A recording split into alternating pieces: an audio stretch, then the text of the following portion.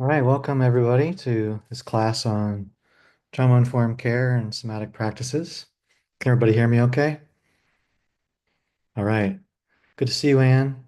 Good to see people that I know and also who I don't know. Thank you for being here. I'm sure there'll be people who will be joining, but I'm just gonna start right now. Uh, this class, I'm really excited to be offering this class today. Oftentimes when I offer these Q&As, I talk about things that sort of like repackage things that I already talk about in classes, and I just kind of say it in different ways. But the material that I'm covering today is material that I talk about a lot, but I've never put it into class before. So it's fun for me to be offering this in a class format, and I hope you find it interesting and useful in some way. Just to give you a little bit of background about me, I have a master's in education, which I mentioned just to say that it's always really important to me that I convey things in ways that are uh, effective and not just blurting things out at you. I have a PhD in neuroscience, which I have that because I'm interested in what makes us tick, and I thought neuroscience would be a good way to figure that out. And I've also been an LMT for 25 years, and for half of that time, I've been a massage school director. And for about half of that time, I was I made the second program that I was directing into a trauma-informed massage program. And part of that was because I did training in the neuroaffective relational model of developmental trauma. So you may know about that, you may not, but it's just real briefly in case you don't. This is a model that was developed for psychotherapists for working with clients with developmental trauma. Okay, so hey, while we're here, if you, I just love different people. People come from all over the place, from different backgrounds, and I would just love to know where you're all at. If you could just drop into the chat where you're at, what state you're in, and what profession you're in. Whether it's psychotherapy or massage therapy or something else. That would be great. That would be just really helpful for me. Okay, so why this topic matters. I think both the topics of trauma-informed care or just trauma-informedness at all and somatic practice are both things that have been rising in popularity for the last few decades, which is great. It's totally great that that's the case, and for both of those cases. And at the same time, I think there is a lot of room for ambiguity and confusion around what exactly those terms mean, especially the trauma-informed term. So I've done other classes on helping to clarify that. So if you have two things that are sort of ambiguous, and then they try to figure out how they fit together, there's any number of things that can go wrong. I have this imagination. I don't know if it's true, but I do think that there's a tendency to think that if it's somatic, it must be trauma informed. I think that's just kind of I don't know if people are saying that out loud, but I think that's just kind of just a tendency to think that way. So these statements down here at the bottom, I think are kind of what maybe many people think in their head. Like, since trauma affects the body, any body-based solution works. Trauma-informed and somatic practice are more or less the same. So you can decide whether that you feel that way or don't feel that way or don't have an opinion at all. These following statements here, I just want you to think about what you think about them. I'll read them out loud in case you can't read them on your phone or anything like that. But so just see if you think, yeah, I agree with that, or no, I don't, or so trauma is stored in the body, so all trauma healing needs to involve the body. Or since trauma impacts the body, somatic work is the best way to regulate it. Cognitive approaches can't resolve trauma because trauma isn't logical. Trauma-informed care uses body-based techniques to create safety and regulation. To heal trauma, we must access and release suppressed emotions through the body. A cognitive approach that doesn't involve the body ignores where trauma lives. Somatic practices inherently address trauma because they engage the body. Trauma disrupts the body's ability to feel safe, so focusing on the body restores safety. So you don't have to tell me, I can't see most of you anyway. But what did you think of those statements? Do those sound like, yeah? yeah, I agree with those, or I disagree with those, or, well, I would say that I would not say any of those statements are completely true. I would say that some of them are not true, and I would say some of them have to have a nuanced response to them. That they're somewhat true, but also not completely true. So if you thought, yeah, all those are true, then it's great that we're in this class together because that's what this is all about, is trying to clarify how these two things overlap, like how they're similar, how they're different. Um, yeah, so that's what we'll be doing. And what we're going to be doing here, I'll be talking for about a half hour or so, and then we'll just do a Q&A session for the last half hour. Okay, so in order to figure out how trauma-informed relates to somatic practice, we need to first define what trauma-informed is. So I'm going to give a brief answer to that, briefer than I usually do. And this is the official definition of what a trauma-informed approach is, and I'll just read it again. A program, organization, or system that is trauma-informed realizes the widespread impact of trauma and understands potential paths for recovery. It recognizes the signs and symptoms of trauma in clients, families, staff, and others involved with the system.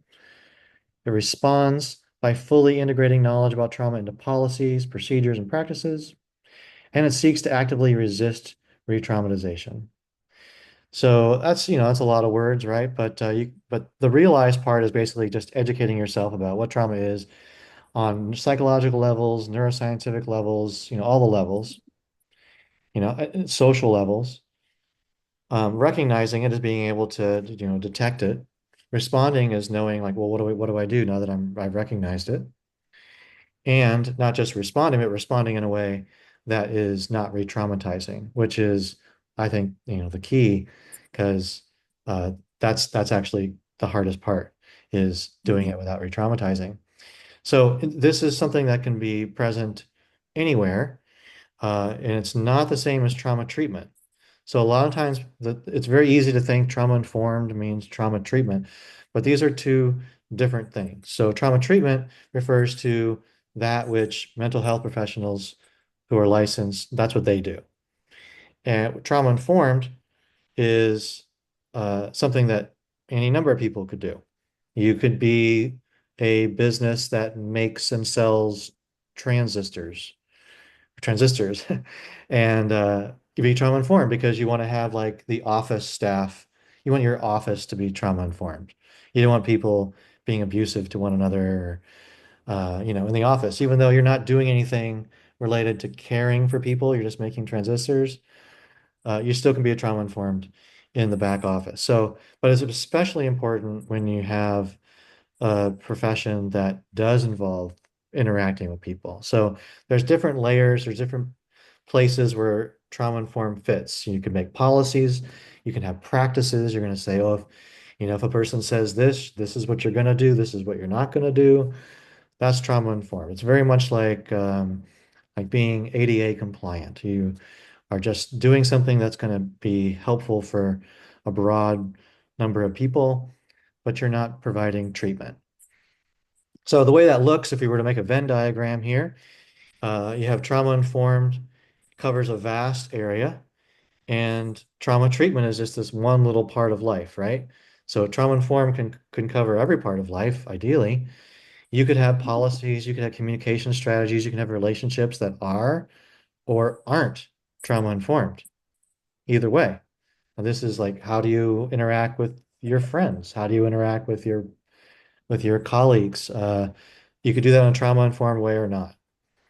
And then trauma treatment, hopefully, is entirely trauma-informed, right? We would not want to have trauma treatment that was not trauma-informed. However, and you would think that it's a given that if you have trauma treatment, of course, it has to be trauma-informed, right? But that's not true.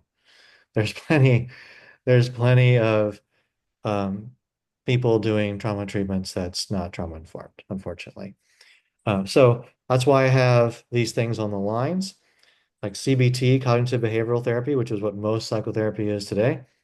That could be trauma informed or not. It all depends on the way in which trauma informed principles are being integrated into the practice. So that's good to know. Everybody should know that just because you go to a psychotherapist doesn't mean you're getting a trauma-informed psychotherapist, even though you would think so. Okay, so that's trauma-informed versus trauma treatment. Now, what is a somatic approach? A somatic approach, or anything that's somatic, is something that focuses on the felt experience of the body. So somatic practices refer to clinical things, but also not clinical things. So, if you're getting a massage, you're having a somatic experience. If you go to a yoga class, that's a somatic thing. So it's not a clinical thing necessarily. It's not a trauma treatment, for instance, but it's a somatic experience. So there's also, you go dancing, that's somatic, as opposed to like, okay, we're going to read Nietzsche. That's not a somatic experience, probably. That's a very cognitive experience. So it within the realm of clinical practice, clinical psychological practice, you have cognitive strategies and you have somatic strategies. And most of psychology these days is dominated by cognitive strategies, but we also have somatic strategies. So somatic strategies involve bottom-up things like movement and breath work and focusing on interoceptive felt sense sensations. While cognitive involves top-down processes like reasoning, insight, verbal reflections. Like if I asked you, well, what do you think is going on for you? Why do you think you have this dilemma? I'm asking you a rational cognitive question. That's different than, okay, we're gonna dance it out or something like that. So that that's the distinction, cognitive versus somatic. So these are some more examples of somatic. So somatic experiencing is a great example of somatic if you're familiar with that. Yoga, Feldenkrais, breathwork, craniosacral therapy, body scan meditation, which is Vipassana, uh, just sensory tracking, grounding techniques, Hakomi, cathartic techniques, rebirthing, breathwork, primal scream therapy. Those are all somatic. Cognitive behavioral therapy is cognitive, psychoeducation, motivational interviewing, trauma-focused cognitive therapy, solution-focused therapy, narrative therapy. I don't know how many of these you've heard about, but if I'm just trying to give you some frameworks for what's cognitive and what's somatic. If you haven't heard about them, it's okay. You don't need to have heard about these to understand what I'm trying to convey. And then there are many treatments in psychotherapy that involve a combination of those things. EMDR, I think most people would say is a combination. Gestalt therapy has a combination. Mindfulness-based stress reduction is a combination, and everything else that you see here. Uh, okay, so this to summarize how somatic relates to trauma treatment. There's a lot of things that are somatic that aren't trauma treatment, like body work, like yoga. There's things that are trauma treatment that aren't somatic, like cognitive behavioral therapy. And there are things that are both trauma treatment and somatic, like somatic experiencing and NARM, just to name two. Okay, so now the main question of this class is how does trauma informed relate to somatic? And before we fully answer this, we're going to dive into this before I, give you the last answer. So I want to talk a little bit about this common misunderstanding about how trauma relates to the body. It's very common these days for people to say things like trauma is in the body. And that word in is tricky and it means different things to different people. And I don't know what it means to what percentage of people, but to me, I think it's a little misleading because it makes it sound like it's a thing that's in there. Like if it's a thing that's in there, it's a thing that can be extracted. Like if we went back 200 years, people who had trauma, they probably would just get diagnosed as having demons, right? And then what would you do? You would exorcise the demons. So these days, people talk about releasing trauma. It's kind of the same idea that there's this thing inside that you could take out. But I think that's a really bad metaphor because that's not really how trauma works. Trauma is a neuropsychological pattern. And sometimes we refer to it more and as neurological. Sometimes we talk about it more in psychological terms, but either way, it's a pattern. It's not a thing. And so you can't just extract it. It has to transform. It has to change. Um, so I just find that metaphor to be more useful. So I want to get away from this idea that trauma is in the body because it's really about the nervous system. And that's not, I mean, obviously we have a nervous system in our body, but that's not what people usually mean when they say body. They don't usually mean nervous system. I don't think. I mean, I haven't surveyed everybody, but I don't think that's what people mean. Because I think people mean something more like it's in their muscles, it's in their fascia or something like that. And that's not true. Okay, so given that, one of the things that I think is very critical for a trauma-informed approach, and this is me, I don't think this is being stated in a lot of trauma-informed classes, but I think it's absolutely critical that people realize that a trauma-informed approach includes understanding that shutting off feelings and shutting off body awareness is an adaptive strategy. Like we usually think, oh, well, if you're not in touch with your feelings, you should get in touch with your feelings. But there's a reason people aren't in touch with their feelings. It's usually because it's too painful to cope with. And so they've learned a strategy to cope. So we could argue about whether they should or shouldn't be in touch with their feelings. But it's a bad idea to just say, we're going to make you in touch with your feelings right now. Never mind the last 30 years of your strategy. So it's very important to realize from a trauma-informed approach that diving into feelings or body awareness can be re-traumatizing, can be dysregulating. And it also can reinforce rather than reduce these trauma-based psychological strategies. So a lot of times people say, "Oh, I'm just going to punch pillows or scream into my pillows." All the research shows that that's not effective. That actually makes things worse. People do try to deal with their anger. They punch pillows. All the research shows that they end up being more angry. So it's kind of old school psychology to think this way. A trauma-informed approach realizes that just diving into feeling states is, especially if you haven't been there, is not the way. So that you start to get a clue here into how a somatic approach and a trauma-informed approach are going to have a nuanced relationship.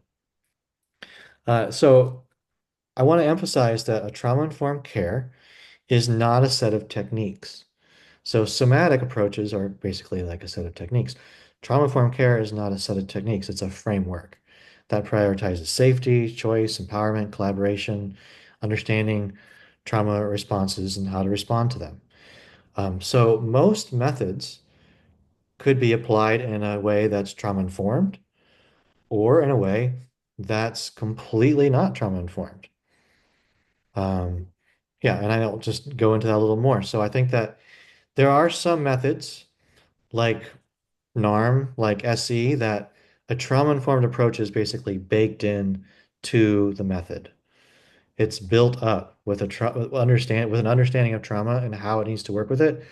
So I would say, and someone else could disagree, but I would say that if someone were to practice NARM or SE in a way that was not trauma-informed, that they weren't doing it right. They weren't doing it right. Then there's a whole bunch of other things that aren't inherently trauma informed, like yoga or Hakomi, but could be. You could make them trauma informed if you just make sure certain things are in place, certain trauma informed principles are in place. So you have to work with that. You can't just say I'm doing this, therefore it's trauma informed, but you also um, I'm not saying it's not either. And then there are some things which just by their nature are absolutely not trauma informed, and people can disagree with me about how I've categorized these, but I would say things like rebirthing, catharsis, primal scream therapy, these old school ideas like this, they're just inherently not. There's nothing you can do about those and like repackage them to make them trauma informed. They would become something else. But if somebody says, "Well, actually, I've come across a version of it that is," oh, I would be interested in hearing about it. Okay, so when does a method become trauma informed? Well, it's when a practitioner modifies the approach based on the client's nervous system responses. So it's responsive, it's attuned. There's an emphasis on consent. There's an emphasis on pacing. There's an emphasis on attunement. And the intervention, whatever it is respecting the individual's window of tolerance and adjusts to their level of regulation or dysregulation. In other words, you're not just going to be like, hey, I'm not throwing you into the pool. I'm not going to say, oh, your, you haven't felt any feelings in 40 years. Okay, well, let's just spend this whole hour trying like to make you feel something. That's just not the way. That's not going to turn out well, especially if you're not a psychotherapist. That's just not a good idea. Okay, so how does trauma inform relate to somatic? Somatic methods may be trauma informed or they may be re-traumatizing. It could go either way. It all depends on how it's implemented. Many somatic practices are inherently trauma informed, others are inherently traumatizing, like I just said. So the way I would put this together, again, you have policies, communication strategies, relationship strategies that aren't about somatic things. They're just this wide world of trauma informed practice that could be, those things could be trauma informed or not. You have somatic practices, which hopefully are all trauma informed, just like trauma treatment. Hopefully, everything one does in a somatic way is trauma informed, but it doesn't have to be. I would say that there's plenty of body work that isn't, and I think that it absolutely needs to be, probably more so than any other profession. Body work needs to be trauma informed because there's no other place where people are as vulnerable. There's touch going on. There's so many reasons why, even more than psychotherapy, I could argue, needs to be trauma informed. So how does this all fit together? These three things. This is how I would put it together. So again, I think, hopefully, trauma treatment and somatic, all those things would be just within the trauma informed circle. We don't want to have anything somatic outside the trauma informed circle. We don't want to have any trauma treatment outside the trauma informed circle. But there are those things. So I put that space there. CBT can go either way. Bodywork and yoga can go either way. SE and NARM, trauma informed, somatic, and trauma treatment. But where I have those exclamation points, those are the things and that's why I have this class today, is because I'm concerned about those things that fall into, well, anyway, anything that falls outside the trauma informed line, but especially the things that fall outside and are trauma treatment or somatic or both. I think that's a very dangerous place to go. But it's so easy for it to seem like a good thing. There's so many practices that seem good because what somatic practice does is it makes you feel really alive. I mean, if you do any kind of somatic practice, you probably come out being like, I feel really alive. If you haven't felt for yourself in a while, you probably do, which is great if you're okay with that. But if you have early childhood trauma and you're not necessarily okay with feeling feelings all the time, then it's great for a little bit, but then it might turn on you. So it's a very complex kind of thing. And I think it's taken psychology a while to recognize this. A lot of people go to Vipassana retreats for 10 days because they heard it's a great thing. And I think Vipassana it is a great thing if it's trauma informed. But some people, they end up having psychotic breaks and committing suicide, because it's too much for them. Maybe at another time in their life they could do it, but it's in that realm of somatic and not trauma informed, and not necessarily the best thing for some people. So it's something that's really important to be aware of. So these are the key takeaways. Trauma-informed care can be embedded into any kind of method or not. And so you don't want to assume that just because it's somatic, that it's trauma-informed. And I think anything that I would say else on the screen here, I've said enough times. So I want to move to a Q&A. I do have a trauma-informed care workshop coming up, and I'm going to talk about that at the very end of this Q&A, and I have a discount code to give to you all for those who are staying here at the end. But I want to open this up to everybody and see what kind of questions that you have. And feel free to drop questions into the chat or, raise your hand or just jump in, whichever you want to do.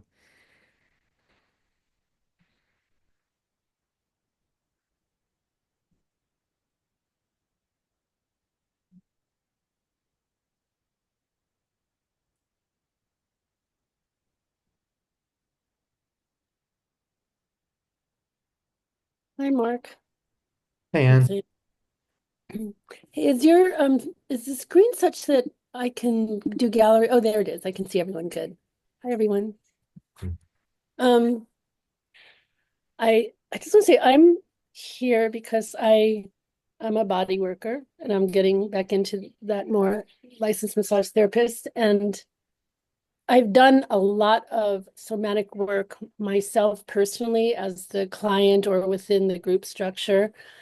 SC, a little bit of norm somatic experience, a lot of that, and transparent communication, just a lot of groups where I'm as a participant, very informed. But because and so what I have this awareness, but what I'm wanting to know is I'm not a psychotherapist, that's not my work.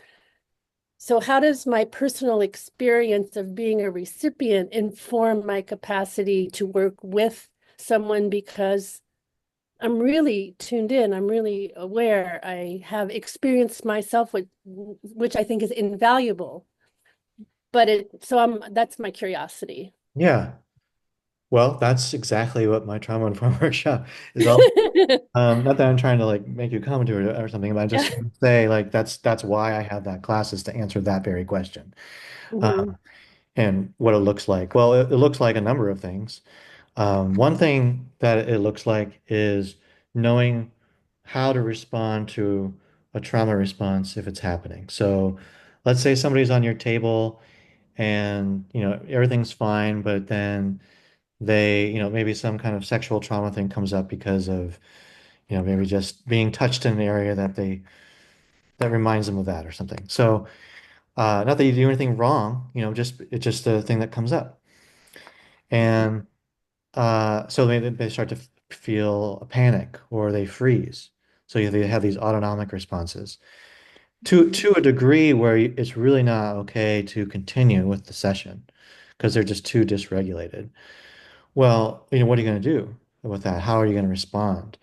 So I think that's something, it's kind of like a first aid skill that I think everybody should have, just like if somebody, had a heart attack, you should know what to do. Not that that happens very often, or it may never happen, but I think it's something that people should know. And it's kind of a binary thing there that, oh, if it reaches this point, you should know how to respond. But there's also this whole continuum of just knowing how to be with people if they start to become, activated. So that's one thing. If you and sometimes in my classes I have people who work with veterans, and so this is very relevant to them because it's like an everyday thing where they're doing massage with them and they're dealing with, trauma in a very real way on the table. So that's one element. Another element is just knowing how to optimize the therapeutic relationship. And so, I think if we're anywhere in healthcare or any kind of helping profession, we work with people, and people can be annoying, because why is that? Well, you might argue maybe because of trauma and the way that we've adapted. So, I've adapted this way, you've adapted this way, and that those two things may or may not jive well. So, we might have that one person you're like, oh gosh, this person. Yeah, it's harder to show up really fully present for somebody if we're thinking, oh, this person's so annoying, right? So I think that understanding trauma more, just realizing more about trauma helps us be more compassionate and how to show up. That's one thing, and just in sort of the compassion category. Uh, there's also an element, in my class where we look at our our own responses to people and just wrecking. Well, I really get into the whole idea that a trauma-informed approach of not pathologizing people, that whatever they're doing, no matter how annoying it is, it's adaptive. In some way, shape, or form, it's adaptive. Otherwise, it wouldn't be there. There's no reason that the nervous system or the psychology keeps anything around if it's not adaptive for some reason. So, um, people sometimes think I'm joking when I say something's adaptive. Like, how can that be adaptive? Well, it is in some way. Same thing with posture. There's a tendency in massage therapy to think that there are bad postures and good postures, and I think that's completely off. So part of this is understanding like why this posture is adaptive, psychologically, physically, etc. So I go into that. So you're really showing up for people in a way that like knowing how to respond. So maybe someone's not having a trauma response, and maybe their personality isn't really an issue. But what if somebody says something and um, I mean it's not really relevant to massage, they're saying something really personal. I think that happens a lot in massage treatment rooms because people feel vulnerable and they feel safe. But then what? Sometimes you have to respond somehow. And then so I think knowing how to respond in ways that really help a person feel met and heard, but also aren't taking away from the session is also part of a trauma-informed uh, massage approach, trauma-informed bodywork uh, practice. So those are some answers to that question. I hope that helps. Does it? Amy, I see your question about my workshops. All my workshops are online. So I used to be a body worker in Hawaii, and I ran a trauma-informed massage school in Hawaii. And and now I don't. I don't live in Hawaii anymore. And I started teaching all of that material that I was teaching at the massage school online because I want to reach a much broader audience because I think what I was teaching at that school really needs to be integrated much more broadly. Let's see, what else do you have to say?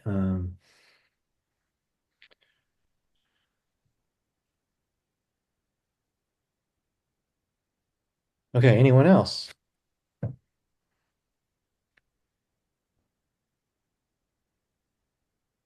Uh, I'm a massage therapist, and I also teach massage therapists. In fact, one of the classes I've been teaching introduces the concept of trauma-informed care Hmm. as a massage therapist. And one of the things that my students often bring up is how do we thread the line of staying within our scope while also trying to be as trauma informed and trauma aware as possible.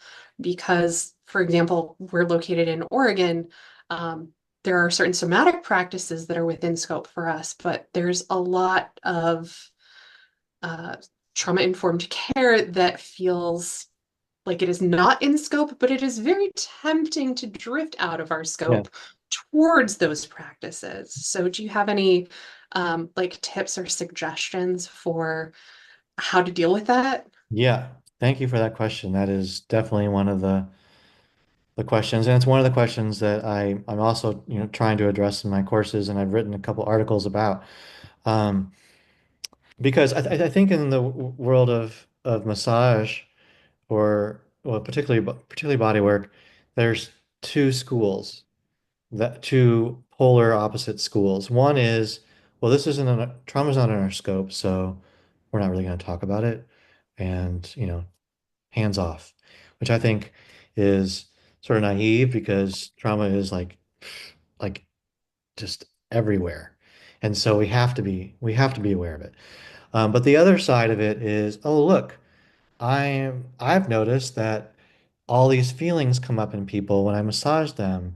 And so it's very tempting to just kind of, well, let's do some more. And I'm going to help people because I want to help people. Of course, you want to help people. And part of that is we have this cultural idea that healing is in feeling. If you just express more, that'll be better. But that's not true, number one. And it's very dangerous, number two. So that cultural belief is a problem, and especially when it gets embedded to massage. So, um, what is the line between body work and psychotherapy? If we really get into it, what is it? Um, it's defined, we could define it psychologically or philosophically or legally. Each state defines it legally. I don't know what every state does, but I know that many states would include would it involve a definition for psychotherapy as well. You're gonna dive into emotions. Like if you're asking about people's emotions, that's psychotherapy. That's outside of massage therapy. If you're going into people's past, other than like when did you get injured, like their psychological past, then that's clearly psychotherapy. Those are things that psychotherapists do. There's probably other things that make psychotherapy psychotherapy. But clearly, if you did those things, you're out of scope. Now, the NARM practice that I trained in, which was developed for developmental trauma, interestingly, never dives into feelings, never dives into emotions, never goes into the past. So it's interesting that something that was developed for psychotherapists for trauma does things that don't meet the criteria of psychotherapy. And it's so I have noted that I can take everything that I do with NARM and I can integrate it completely in a massage context. And I think that's why I have brought these classes is because basically when I was running the massage school that I was, we were integrating somatic practices that were not trauma informed. And it was not going well. So I trained in NARM and I came back and I'm like, okay, this is what we're going to do. We're going to eliminate these somatic practices that are not trauma informed. And uh, so that means we're not going to do anything that encourages people to go into their feeling states. So like let's focus on what you notice in your body right now, like in your stomach. Very tempting thing for a body worker to do. Very bad idea, I would say. Um, that's one example. But if someone does have feelings come up, then our job is, well, number one, if they're dysregulated, our job is to help regulate them. But if they are not, so basically our job is to change it so that they can be regulated again. We're not doing psychotherapy, we're just doing regulation. But if they are regulated and they're just expressing feelings, then our job is just to be with them, not to encourage them to go more, and also not to like try to dampen them either, I would say, to whatever extent one feels capable of doing so and was safe doing so. I mean, I've heard of massage schools saying, well, if somebody starts to cry, you should just leave the room and come back in 2 minutes. I think that's a terrible idea. I mean, unless you can't handle it, then I guess that is the best thing you should do. Um, but hopefully, what we do in massage therapy is we learn to just be there, and allow and rest in knowing that whatever a person is experiencing is going to change and they're not going to die. So, we can just be there with them. So I mean, I could talk about this all day, but do you have any particular uh, questions around that? Examples? Um, really like when you bring up the delineation of like diving into people's emotions, diving into their past beyond what is relevant to their health history, that's kind of what my students are consistently asking. They're like, where is this line for us? Mhm. Um, and so that's actually really beautifully articulated. Um, and where it gets challenging is like the especially because at least in Oregon, somatic practices do fall under our scope. Um, the like, okay, let's focus on what you're feeling in your stomach. Like that feels like one of those places that's very fraught where it's very easy to like give into the temptation of going too far and essentially providing psychotherapy rather than holding space, which I think like holding space is within scope, absolutely, and possibly one of the things that we can be strongest at. Mhm. Um, so that like what you explained was a really great foundation, and it sounds like we need to send one of our instructors to one of your classes to like delve a little deeper. Um, Yeah. because yeah, this is a lot of what comes up for us. Yeah, yeah, I know that so well. Yeah, for so many years I've observed that very thing. And it's and I can imagine a massage profession that includes things like that. I don't think that we're really there, but I can imagine a world where that, yeah, sure, okay, we're allowed to do that legally, but we should not be allowed to do that legally if we do not understand this in a trauma-informed way, and like in a really trauma-informed way. Like a class that just describes things on the chalkboard is not enough. Like we have to really get attachment theory, like why that is going to be dysregulating for people. Um, because for some people, yeah, that's going to be great. And but for some people, and for some people, they're going to think it's great until they go home or the next day and they find themselves with anxiety and depression or whatever, pain even, and they don't know why, or they, because, the culture doesn't even put it together. They wouldn't think, well, that I must feel terrible because you release toxins. No, you, if you feel terrible because we just pushed up against a psychological edge for you, which you've been avoiding for 40 years, for a good reason. So, yeah, it's a huge topic. That's why I'm here. Thank you for asking.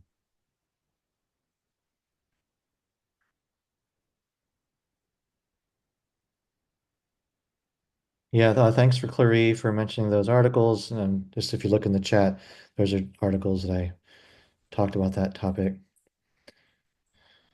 Any other questions, comments, anything you disagree with, anything that didn't make sense? So if I speak, can you hear me? Yes. Okay. Um, so I work with herbs, I work with flower essences, and those are inherently emotional. And one of my things is that if I guess I agree with most of what you say. I disagree with the comment that our emotions aren't in the tissue because I can put my hand on a certain body part and I feel the emotion. Like I don't know what is connected to that emotion, but I will feel grief or I will feel rage or I will feel, and I'm working through trying to fine tune how I work with people because I have made the mistake. I'm sure I have I know I have traumatized people. People have told me this, but by using flower essences that release the rage that they aren't ready to release. So now I'm working on like trying to like, first calm them down, but also and it's a dance. It seems like it's a dance because sometimes people can like release grief and release, I don't know. Hmm. I guess I'm just kind of um struggling with it, but I know it's powerful because if I hit it right, it's amazing. Hmm. And if I do it wrong, if I push, like if I put my hand on the low back of a veteran and I feel anger, and then I use like a flower essence that I know releases anger, and if it's too much and they're not ready to release the anger, then they're in a rage for like, and it takes them a long time to get over that. So that's a mistake. But I mean, I feel like there's a way to do this. And I do think it's like stepping back and maybe using the less activating herbs and using herbs that are more comforting, like, more of the more things that are going to calm things down. So do you feel like this is out of my scope of practice? Um, I wasn't clear. Are you a body worker or I'm a massage therapist okay. and Um, an herbalist. yeah. So Um, the good question. So again, if people's feelings come up, that's okay. I mean, again, just allowing, being with, we're not, so where it crosses the line, if we were going to talk about things in legal terms, is, where you're going for emotional expression. I think it's really important to mention that emotional expression is not tr healing, is not treatment. Like it may be, it, just because a person expressed something doesn't mean that now they've changed. Um, I'm not saying it's not useful in some ways or another, but it's just important that I think a lot of times people equate strong expression with healing. And I think it's much more complicated than that. But I agree that absolutely, it's if somebody has grief that they haven't expressed, yeah, I mean, ultimately, that would probably be a really good thing to get to. But what's problematic is doing that when it's not something, within our scope. So, if that happens to happen, whether it's in our treatment rooms or with our friends, at a park, I mean, those are great. That's great. I mean, it's a great moment, but I wouldn't advertise that you're doing that. Um, so I don't know if that answers your question. and if you use herbs, it doesn't. The point is not to bring up a catharsis. That, like, if I ideally, if you're using flower essences right, it won't bring up a catharsis. It helps you just move on through. Um, Like my goal, like if you use, like if I work with grief, they're not going to feel more grief. They're going to feel less grief. It doesn't bring it up. yeah. I mean, I think that what's important is to be attuned to where a person's at and not try to, be imposing. It sounds like you're endeavoring to work in a way that is tuned. And I think it would probably be a much longer discussion to dive, which I would love to have. Uh, I'm not working with flower essences, so I can't really speak to that in particular. But um, a lot of it depends on kind of how you sell things to people. Like, hey, I have something for you that will help you. Okay, that kind of language or suggestion, I would say, is not trauma informed. Where it's like, I have the answer for you. There's a whole bunch of psychological dynamics, kind of like parent-child dynamics there, of like, I have the thing to fix you. And so I think, it's important to express things in ways that aren't like, you're broken, I'm going to fix you, here's the solution. Like, I have an agenda. Those are all like outside of trauma informed. But if you can do things in ways that are, I would say just gentle and attuned and explorative and curious, then that's, where a lot of things can happen in a trauma informed way. How's that for an answer?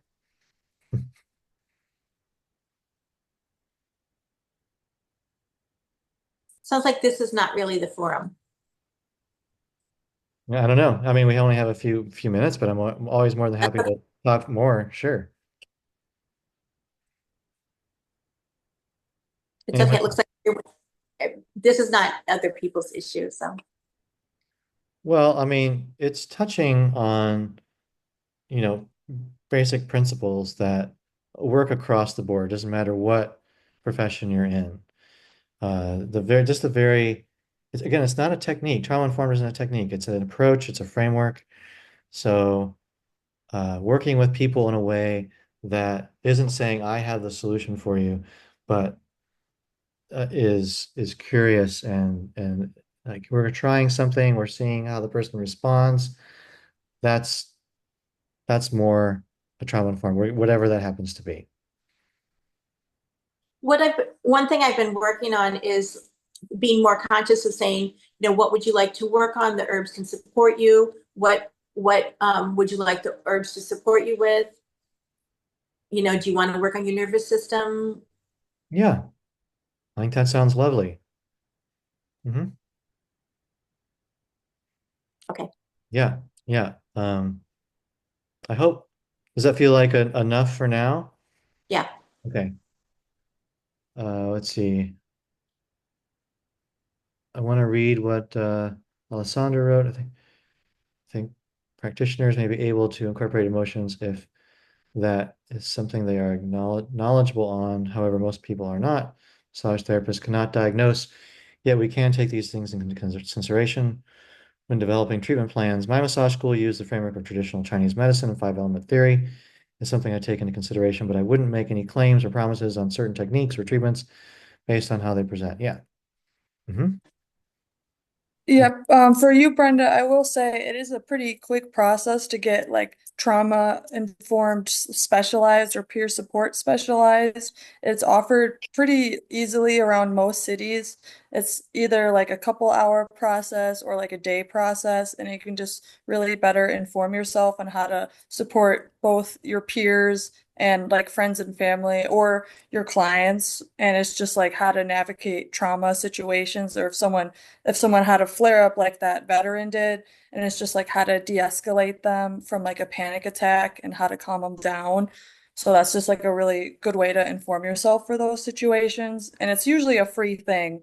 So that's just like a good way to like a good stepping stone if sure something for you to consider. Great. Yeah. Thank you for that. And also, um, yeah, I mean, it's there are lots of trauma-informed classes out there for sure.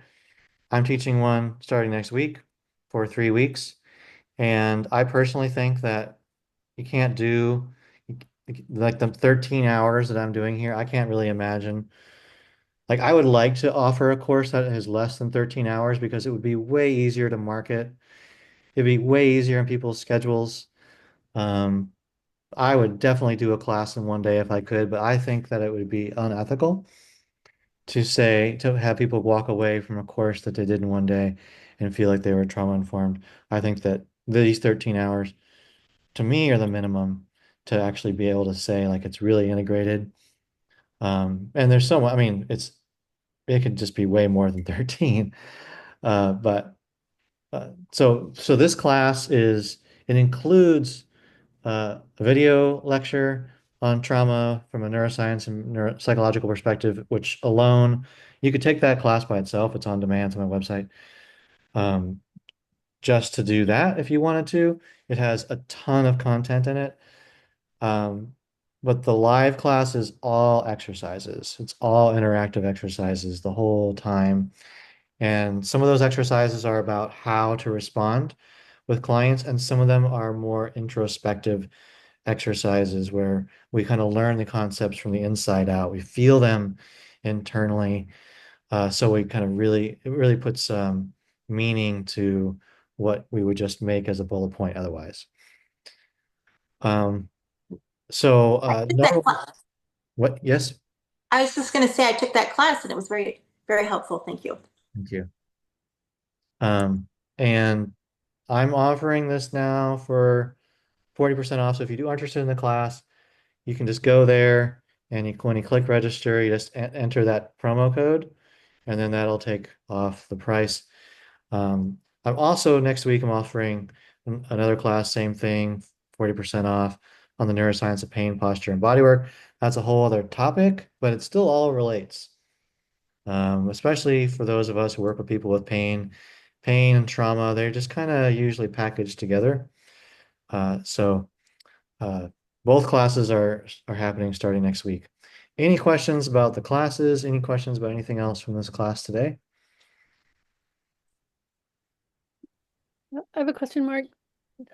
As far as getting into the nervous system more deeply, the vagus nerve regulation, the anatomy, the like focusing on those types of things and how the nervous system informs our work. Is that another class that you're doing, or is that incorporated in any of this stuff? Yeah, the on-demand class Mhm. goes into neuroscience of it and psychology of it. So it's like the more the academic piece. I Mhm. put that into video.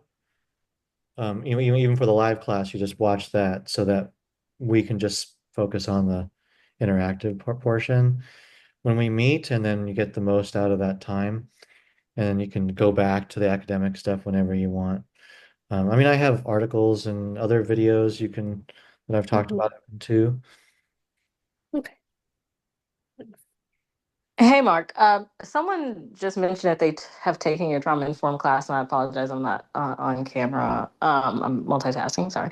But I had a question for that person. I was just curious, for people who are interested in taking the course, if they could elaborate a little bit more on, like, what they got out of it, or like maybe one thing that felt like, like enlightening for them, or really made a difference, or I just want to hear a little bit more about their experience in the course if they're willing to share. Well, one thing was, I guess I didn't realize, I don't know why, but I didn't realize how much it would affect me personally. Like it was kind of an emotional process to go through it, realizing, oh wait, I think I have CPTSD, and I didn't think I did. But it was, I guess, the most helpful to me was the role playing and the strategy of just acknowledging and not trying to feel like you have to fix people's problems, because I think that's kind of a tendency in the massage industry. We want to fix things for people, and it's disempowering. And to just be okay with just witnessing, and that is enough. So Thanks, Brenda. And Yeah, Brenda, thanks for sharing.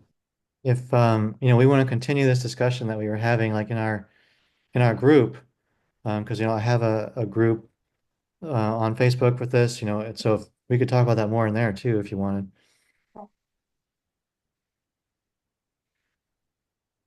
So yeah, thank you for everyone for being here today. Uh, if you do have any other questions that come up, feel free to reach out via email. I'd love to chat more.